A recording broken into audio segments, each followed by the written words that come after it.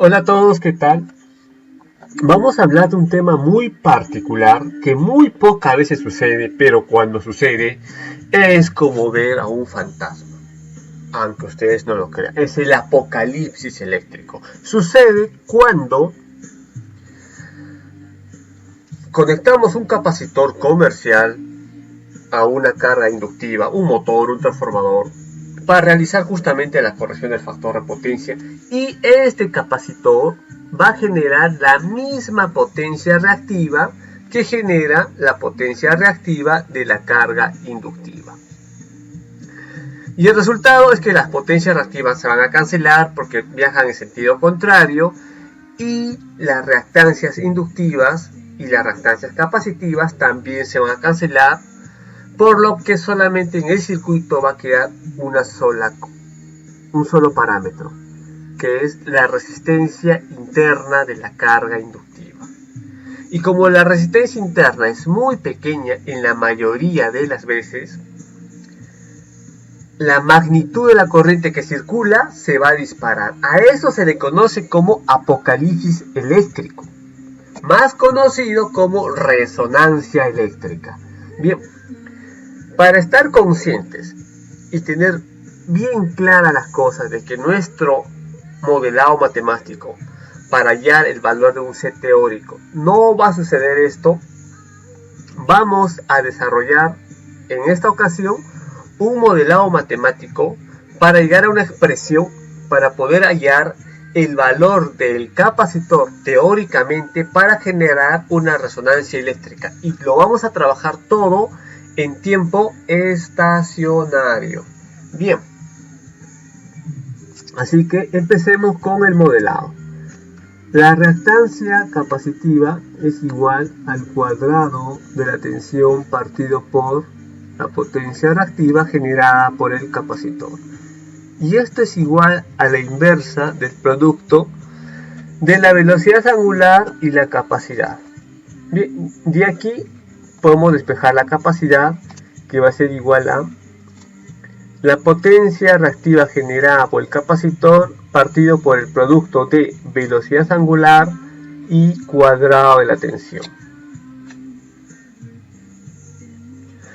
Esta potencia reactiva capacitiva, lo voy a poner aquí, ¿ya? Va a ser igual a la diferencia de la potencia reactiva de la carga inductiva y la potencia reactiva del conjunto. Si la potencia reactiva del conjunto cuando se produce resonancia eléctrica es igual a 0, entonces esto quedaría simplemente como igual a potencia reactiva inductiva. Bien, así es que voy a poner aquí unos puntos importantes para recordar que la potencia reactiva inductiva, que es igual a la potencia activa producto de la tangente del ángulo alfa. Y esto también sería igual a decir potencia activa producto de seno de alfa partido por el coseno de alfa. ¿Ya? Y sabemos que la potencia activa es igual al producto de la tensión por la corriente y por el coseno de alfa. Bien, amigos, ya con estos puntos, ahora sí vamos a volver aquí a la pizarra y vamos a decir que la capacidad aquí va a ser igual. Esta de aquí. Bien, QC es igual a QL y QL es igual a decir esto: P por el seno de alfa por el coseno de alfa. Pero P, solamente P es igual a E por I por el coseno de alfa. Así que vamos a copiar la expresión que representa P primero. E por I por el coseno de alfa.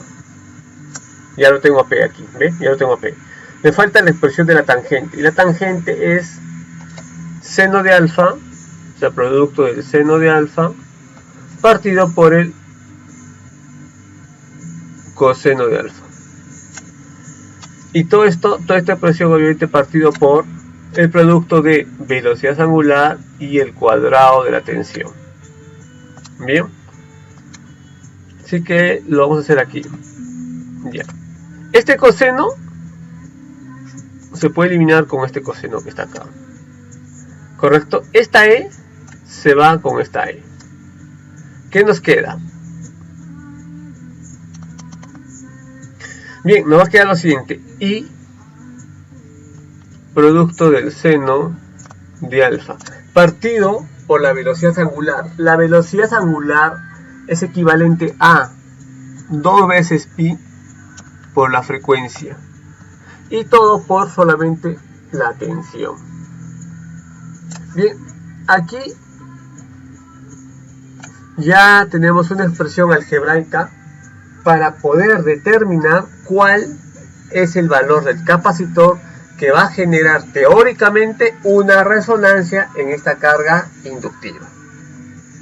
En la práctica, me gustaría hacer una práctica o intentar, no les prometo, pero sería interesante. En la práctica lo que tendríamos que poner aquí es un banco de capacitores, ¿no? De tal manera que ir incrementando o decrementando la capacidad gradualmente hasta llegar en que en un momento con el amperímetro acá la corriente se va a disparar. Y cuando eso sucede, ya sabemos que se ha producido la resonancia eléctrica y sabemos cuál sería el valor de ese capacitor de valor real que nos ha generado la resonancia bajo también ciertas condiciones, ¿no? Como por ejemplo una variable importante sería la tensión.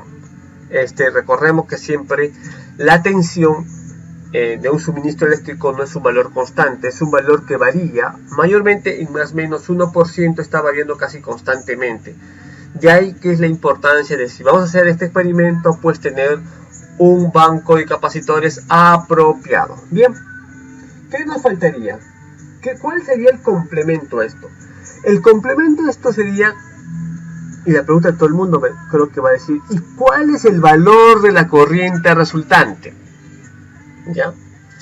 Bien, a esta corriente resultante la voy a denotar como IR, ¿ya? Así. La R por resonancia eléctrica, ¿ya? Y la I porque es la corriente que solamente es parte real, ¿no? de una impedancia que conforma pues dos tipos de corriente, ¿no? La corriente real y la corriente imaginaria. Como estamos tomando solamente la parte real, es esta I minúscula. Y la R que representa resonancia. Bien, vamos a empezar. La corriente en una resonancia eléctrica sería igual a decir la tensión partido por la resistencia interna de la carga inductiva. Hasta ahí todo claro, ¿correcto? Bien. La resistencia interna de la carga inductiva lo podemos hallar de la siguiente manera. El valor de la impedancia inductiva producto del coseno de alfa. ¿Ya? ¿Y esto qué va a ser igual? A la tensión partido por la corriente que circula por esta impedancia producto del coseno de alfa. Y aquí tenemos a E. Bien. De aquí podemos decir que la corriente que va a ser igual. Las dos se eliminan y simplemente nos va a quedar que la corriente en resonancia es igual a la corriente que circula por la carga inductiva partido por el coseno de alfa. Mayormente esta corriente aparece en la placa de los motores, de los transformadores o de las cargas inductivas. Caso contrario, lo pueden hallar con un amperímetro. Y este coseno siempre les aparece como dato, por ejemplo en las balastras eléctricas para lámparas fluorescentes, en los motores, en los transformadores. Más que todo en motores y en balastras eléctricas sí aparece el coseno de phi. Si no apareciera, sería interesante conseguir un cofímetro para poder medir justamente el ángulo de desfase entre la tensión y la corriente de esta carga inductiva, y teniendo ese ángulo, teniendo al coseno de phi, poner aquí el coseno de phi y colaborar con el amperímetro cuando se realice un experimento de estos. La recomendación a esto, ¿cuál sería? que ustedes pongan siempre aquí un fusible. Les recomiendo que pongan un fusible, ¿ya? Un fusible,